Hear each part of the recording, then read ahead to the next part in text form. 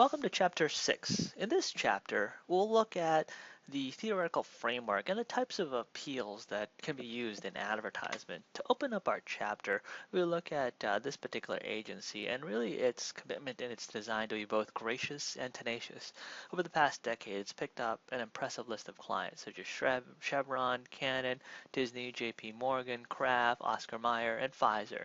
It's a full-service agency with offices in New York, London, Chicago. The agency believes in people and emphasizing collaboration among employees with its clients. To achieve marketing goals, the creative staff utilizes a storytelling approach and strategic planning implemented with that approach. Rather than integration, they focus on unification, which is another level deeper into the merging two components of an external agency and an internal staff, if you will. More concretely, for this chapter, we'll focus on the hierarchy of effects model and a means end analysis, and really how that helps advertising creatives design better commercials or ads, if you will. How can a leverage point and tagline increase the effectiveness of these ads?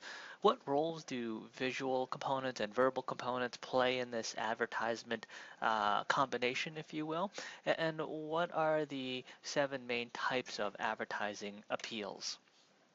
We'll look in more detail the use of fear, humor, and sex in the varying ads that we will examine.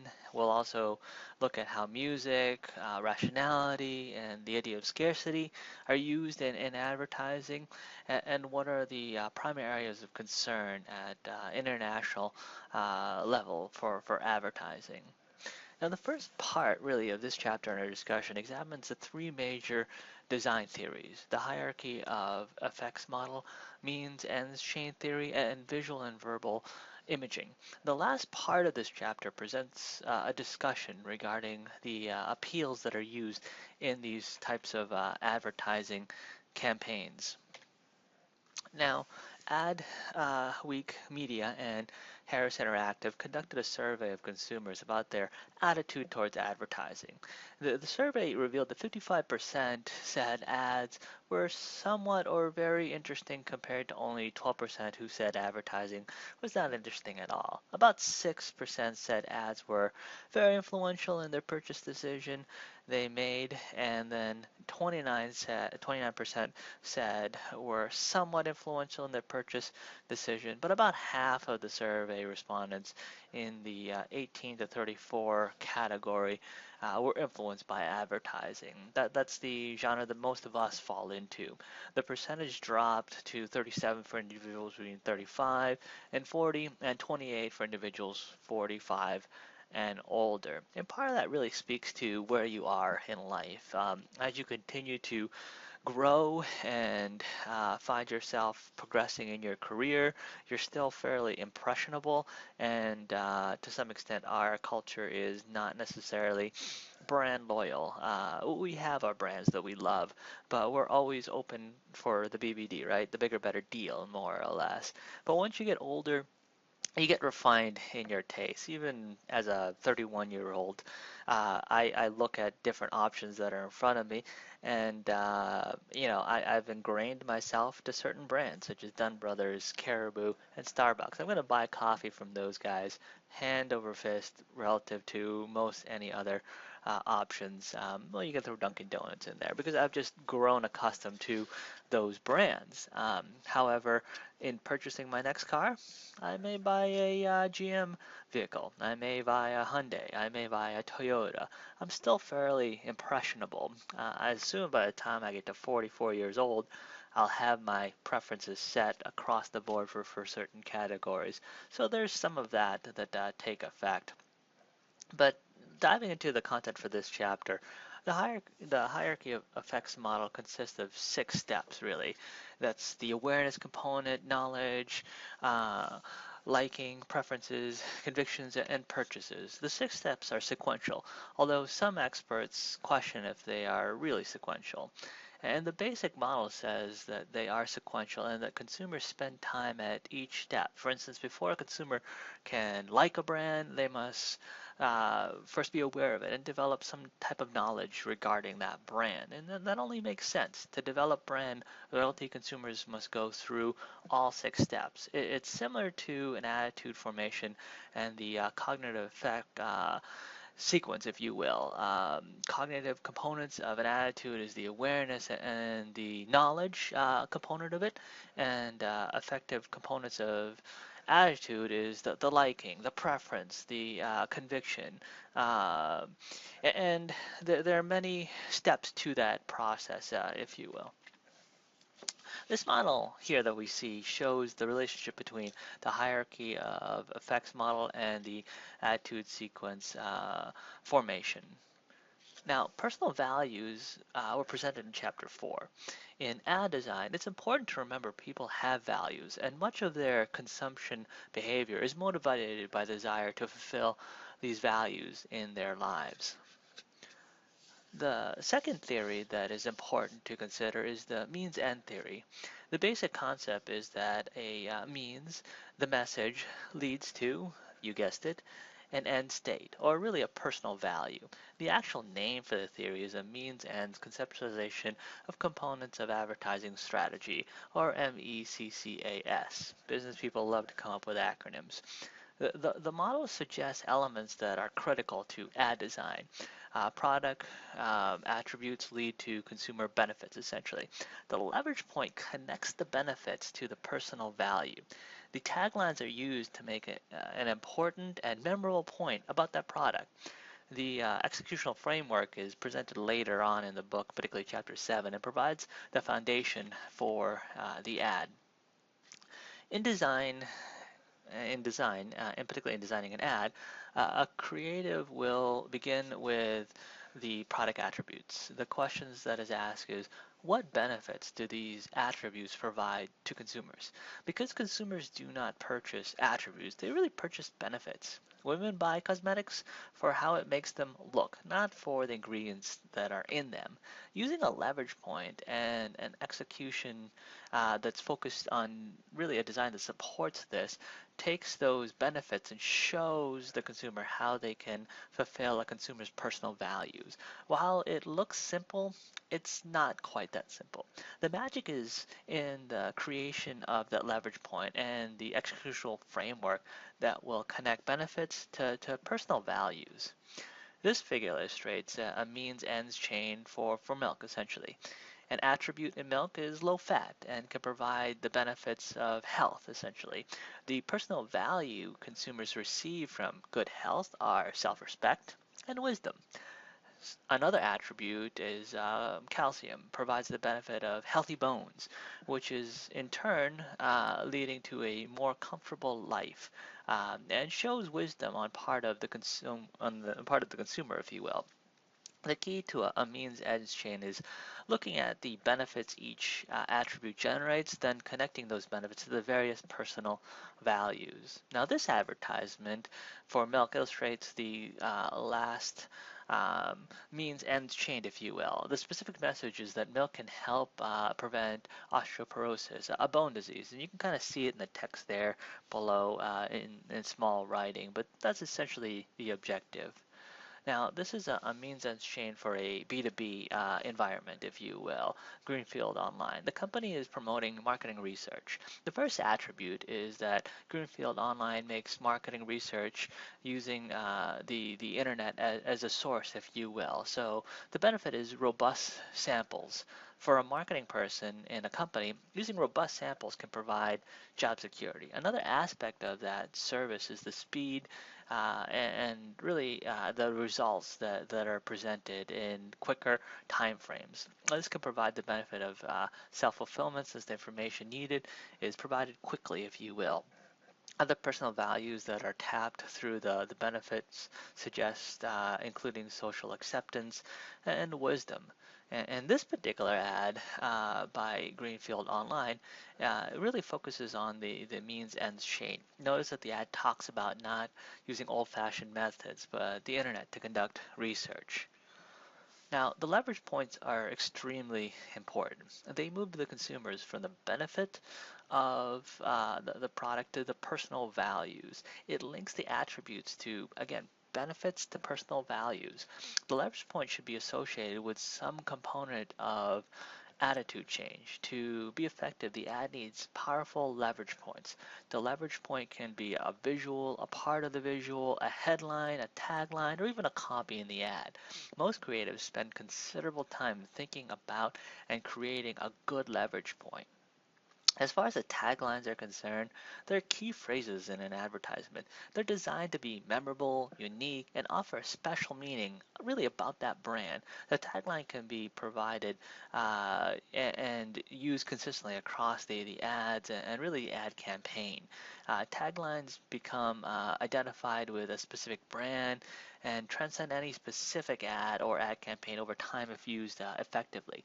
Taglines really aid in helping to accomplish the important objectives that the brand has. I mean, Nike's famous tagline, "Just Do It," transcends a majority of their campaigns that have been broken up over time.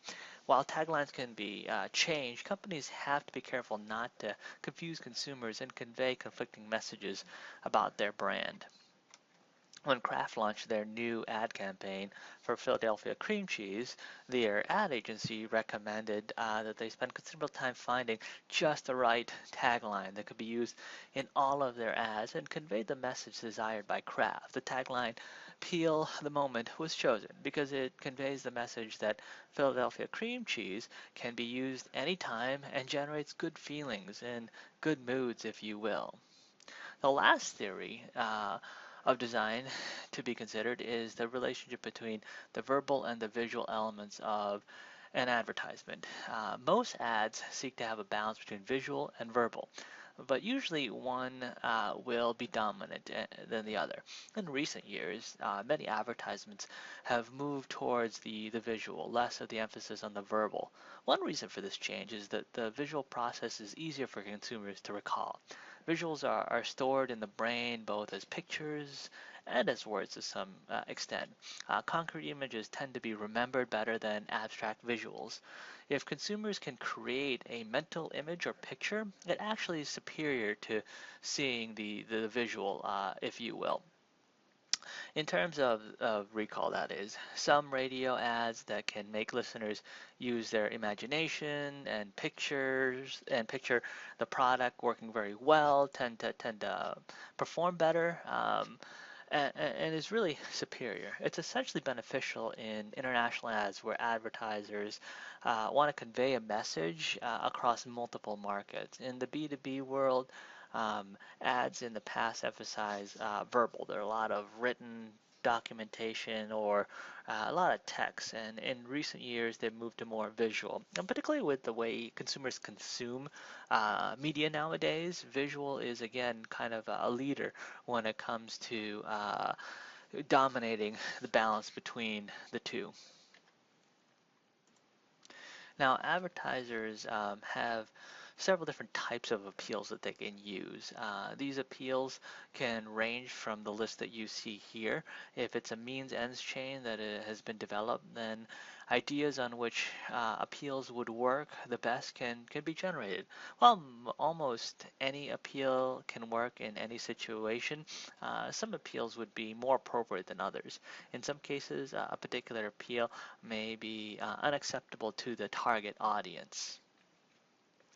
The first appeal that we're going to look at is fear. Now, fear appeals are common, are used for products ranging from insurance to home security systems to even deodorant.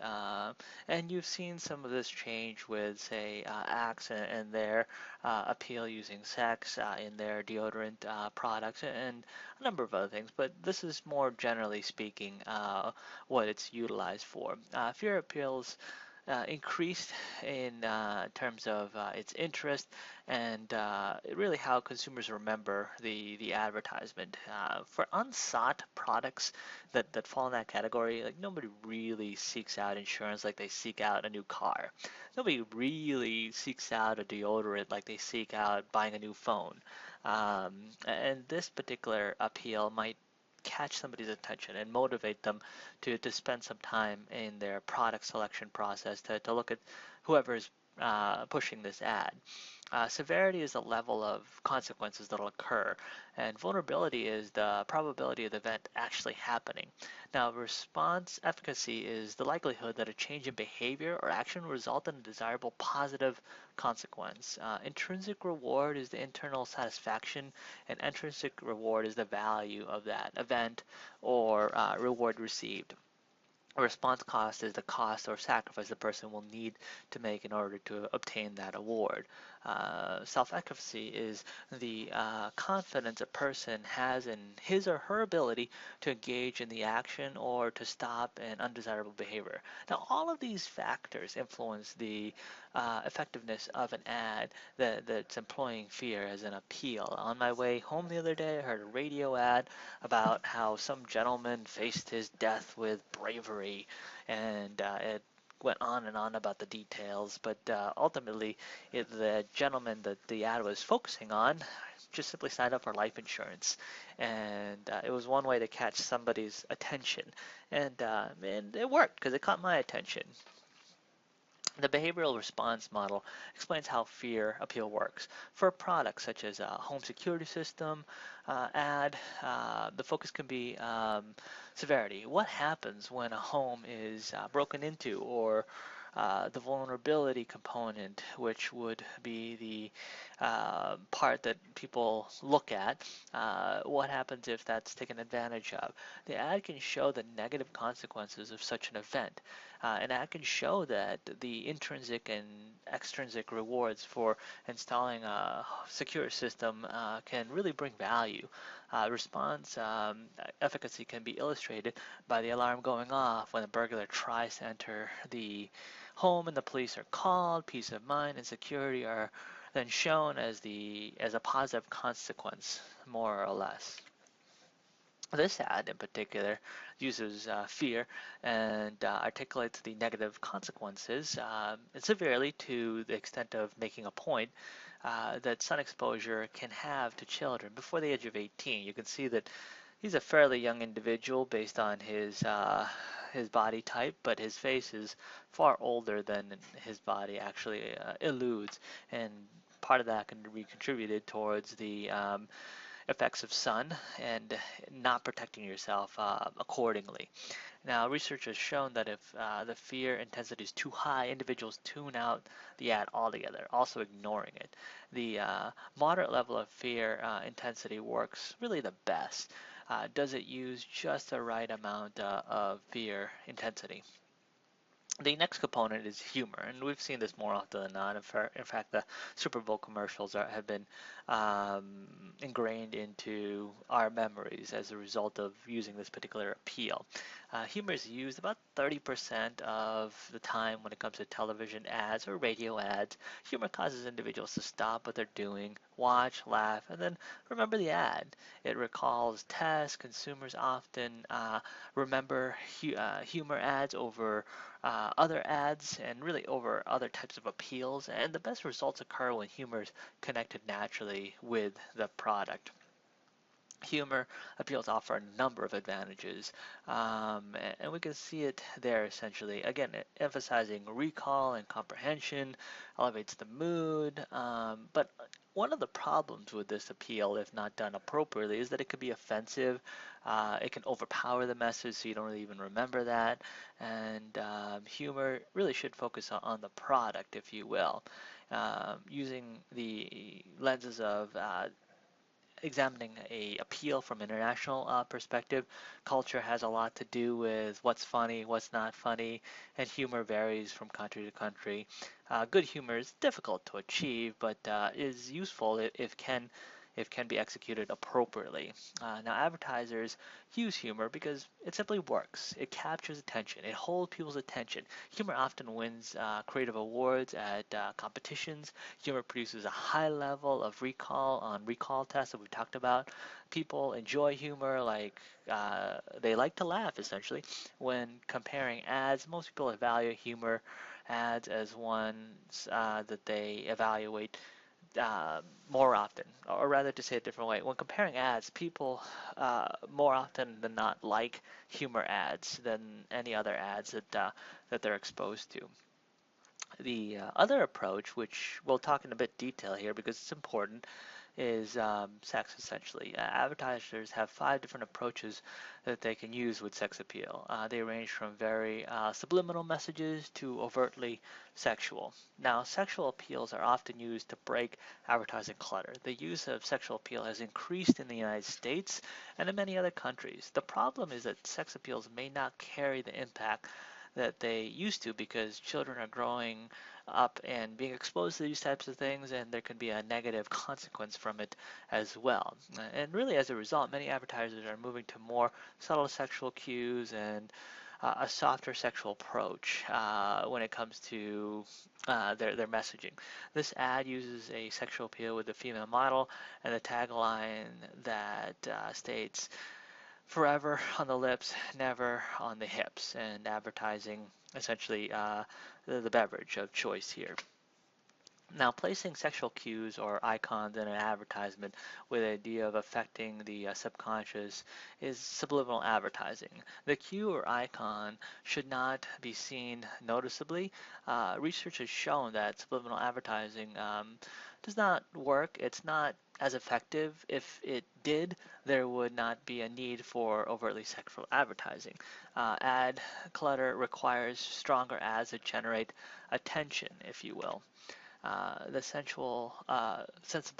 sorry, the sensibility approach conveys sex, but in a loving, romantic way, and typically women respond to this better and more favorably. It's viewed as a more sophisticated way and relies on the person's imagination, if you will. Because it relies on imagination, the viewer can put their own positive spin on what they think will occur. Images of romance and love can be more enticing to viewers of ads than raw sexuality, if you will. Sexual suggestiveness is a stronger hint about strong sex or sexual themes. For instance, this ad hints the fact that Bo Derek is essentially completely naked except for the perfume that he's wearing. Recent ads have focused on women watching men who were shirtless or near nude, suggesting sexual fantasies could occur with these types of individuals.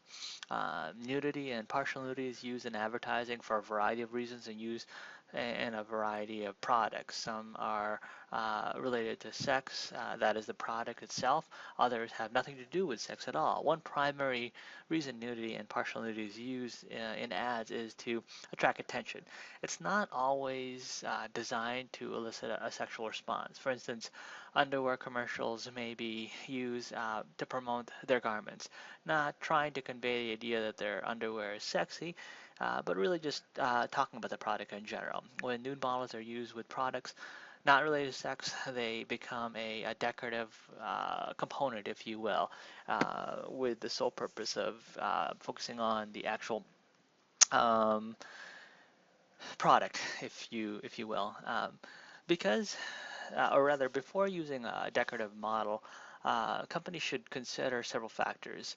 First, using decorative models does not improve ad recognition. Um, Completely in the way that they want. I mean, they do remember the ad, but the brand isn't necessarily associated with that. Recalling the ad but not the brand is not necessarily a good thing.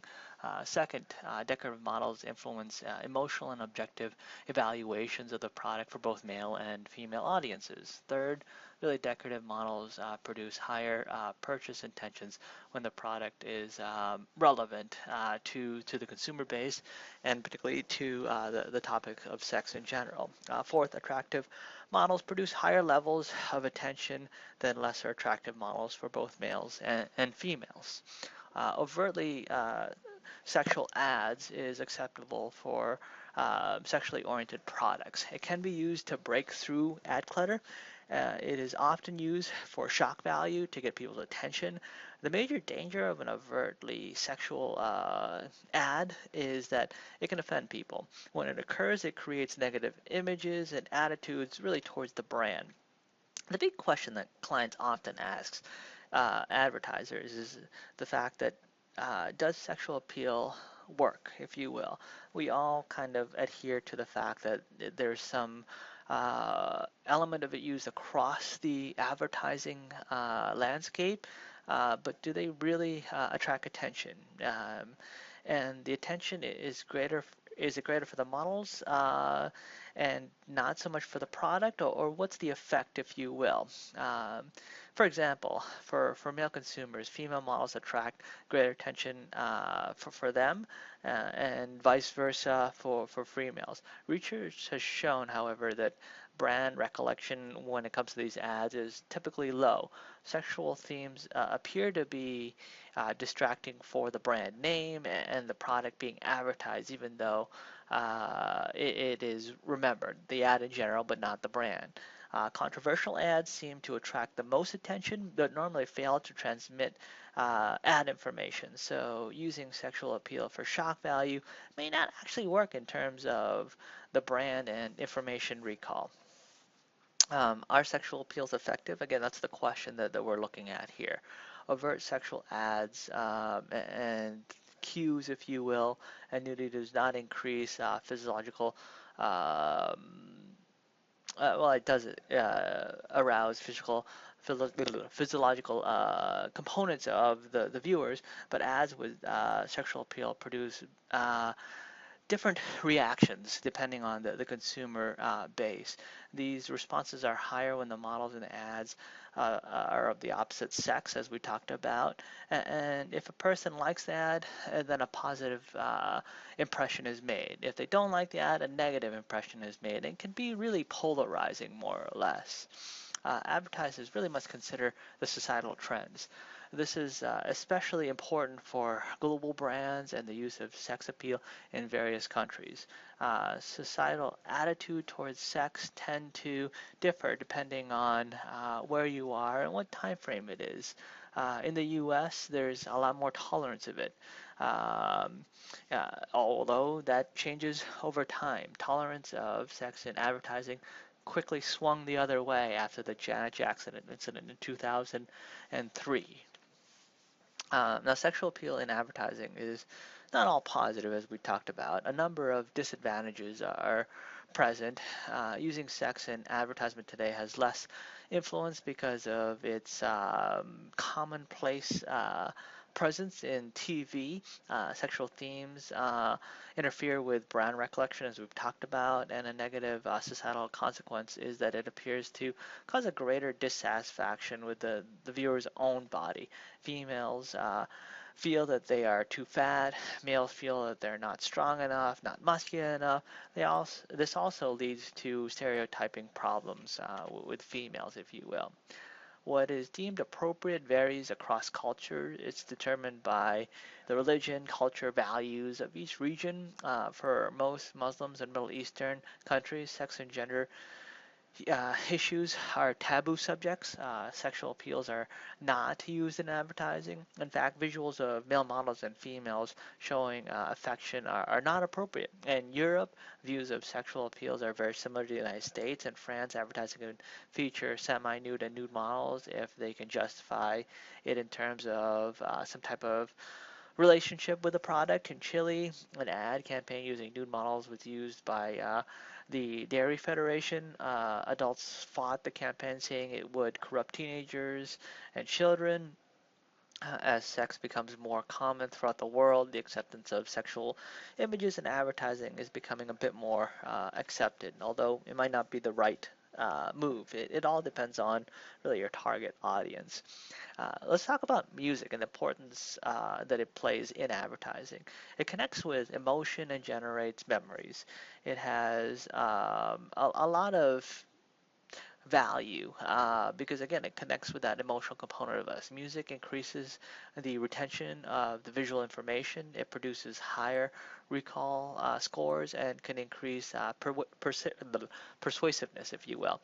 Music tends to be strong in its long-term memory, and or rather people storing the ads in their long-term memory and consumers responding accordingly. When selecting music for an ad, creatives have to consider three questions. What role will the music play? Should it be a song people are familiar with, or should a new song be written? What emotional feelings should the song elicit?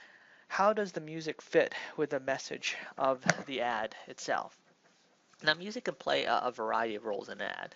It can be incidental to the ad, hardly noticed by viewers, or it can be a central theme of the ad.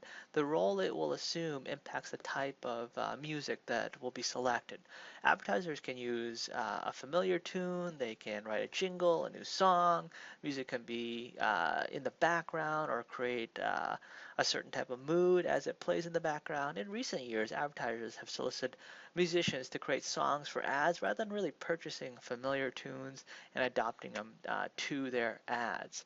There's a lot of advantages to music. Consumers have affinity towards existing songs. There's brand awareness, brand equity, and brand loyalty that comes with consistency. There's that emotional component, and again, the popular songs are present. I was discussing the People of Walmart with my family the other day, that song, and I am very thankful I wasn't an online marketer for Walmart when that hit, simply because of the detrimental effects it had on its brand. I mean, Walmart's a big company; they'll still continue to succeed. However, that was certainly a challenge that they had to overcome, if you will. Now, rational appeals are based on the hierarchy of the effects model and the sequence of steps outlined in the model. It implies active processing of information. Rational appeals work best for print ads where longer copy can be inserted, and online where there's very little or actually there's little limitations, if you will. Rational appeals are more common in B2B type of marketing against print brochures, if you will. Essentially, even trade publications have this type. When members of the buying center are searching for information, ads using rational appeal can be effective. Rational appeal works well for complex and high involved products, if you will. Um, if a person processes the information in a rational ad, it's an excellent way to change attitude. The key is really trying to understand that the consumer will stop, look, and listen to the ad and process the information. Now, advertising creatives range as far as their selection of emotion. It can be focused on love, trust, anger, or really any other emotions shown here. Most advertisers create ads that elicit emotion, and they believe that it's a key component for developing brand loyalty. And I'll agree with them on that. Emotions and feelings will create bonds with brands. Emotional appeals are becoming really more common in B2B advertising as well. It's now used in about 25% of all business ads. The rationale is that business buyers are people too, and even in business decisions, emotions are an important component of that decision-making process. Emotional appeals work very well for television ads where people see and hear the emotion. It works well for the internet. Emotional appeal works well with other types of appeals and is often combined with humor if you look at it closely. Lastly, we're going to look at scarcity appeals. It urges consumers to make a purchase now because of some type of limitation. Often the limitation is related to supply of that particular product, and therefore they have to purchase it now. It can be based on a time frame. You only have 5 days, 1 week, just 1 hour. Scarcity appeals are often tied to other promotions such as contests, sweepstakes, and coupons. The concept is to encourage consumers to take action and to do it now and not wait, or it'll essentially be too late. Now, this particular ad uses the scarcity appeal and articulates that it's a limited time offer, so you have to act now. So as we look at the framework for the different ads, we have to keep in mind the theory and really some of the components that we've discussed here. Thank you for viewing this video, and let me know if you have any questions.